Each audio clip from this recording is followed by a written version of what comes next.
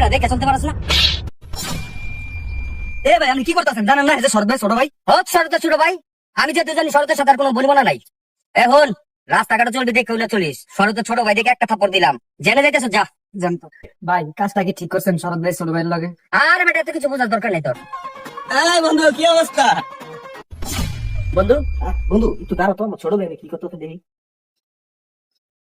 কি রে কি হয়েছে? তুই যে কেমন বই রিসোর্স? ভাই এরা কি তোমার বন্ধু? হ্যাঁ কি হয়েছে? ভাই তোমার বন্ধু আমার থাপড় দিছে।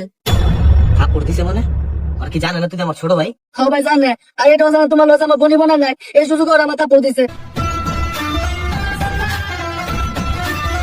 কি রে শরীফে আমার ছোট ভাই, তোরা কি জানোস না? হ্যাঁ বন্ধু জানি তো, আর সাথেই তো জানি তবে দুই ভাই যে কোনো মিল মহব্বত নাই। মিল মহব্বত না এলাম পারিবারিক বিষয়। ওই যে আমার ছোট ভাই, তুই এটা জানার পর কেমনে তুই ওরা থাপড় দিলি? ওই বেটা আমার ছোট ভাই, ওই আমার আপন ছোট ভাই। তোরা বন্ধু বান্ধব 2 দিনের, আর আমরা একমার পেটের আপন ভাই। আমার ছোট ভাইয়ের দিক চোখ দেওয়ার আগে 1000বার চিন্তা করবি সর্দার ছোট ভাই, কথাটা মনে রাখিস।